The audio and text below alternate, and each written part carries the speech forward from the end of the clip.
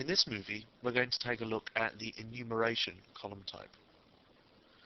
The enumeration column type allows us to define a very specific set of values and then only allow data that can be taken from those values to be placed into the column. So we can specify a range of particular words, numbers, or other values that we would want put into a particular column as data. If we go to our sample database and take a look at the complaints table,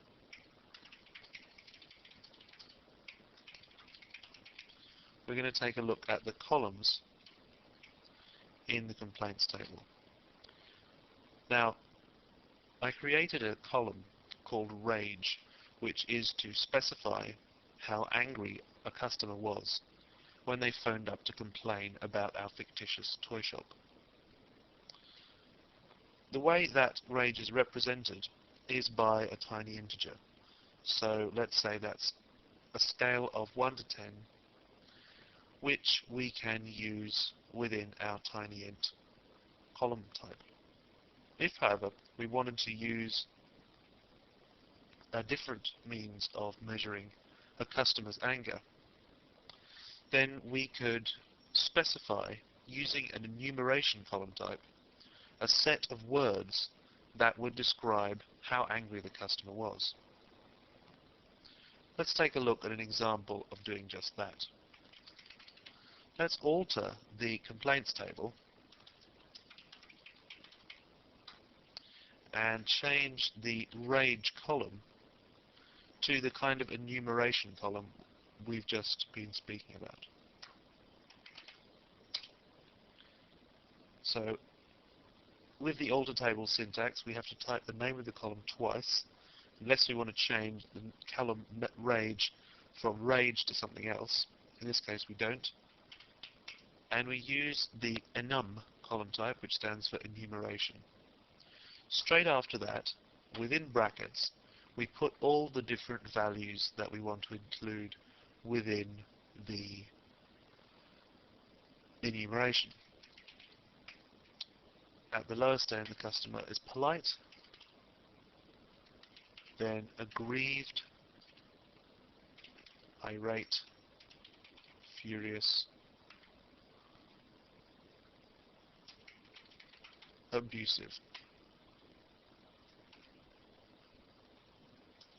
And let's specify that column is going to be not null as well.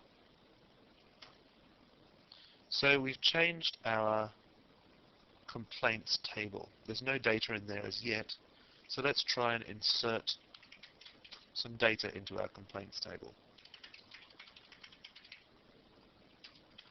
We're just going to insert into customer ID and Rage because the complaint ID is auto-incremented, and our details column, we've specified that we put in a default piece of text every time a customer complains, unless we specify something else. So for the purpose of showing how the enumeration column type works, that is the Rage column type, we don't need to put anything into either of those two other columns.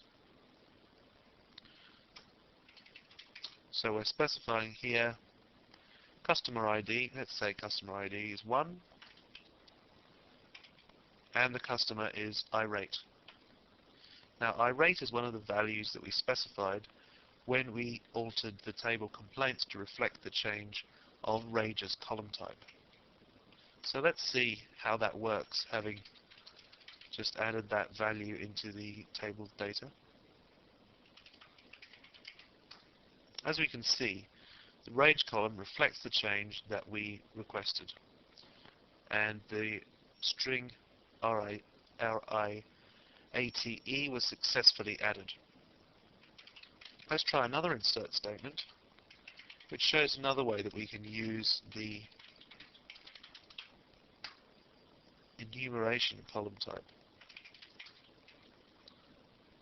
Again, we're just going to enter a customer ID. Let's say that's 3 this time. But now, instead of entering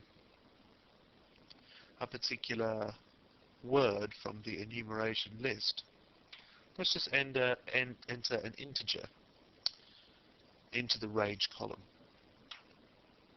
This works in a very similar way. This time, instead of entering the literal value that we passed to the range column, it will look at the list of enumerated values and select the one according to the index that we just passed. In this case, 1, which will be the first.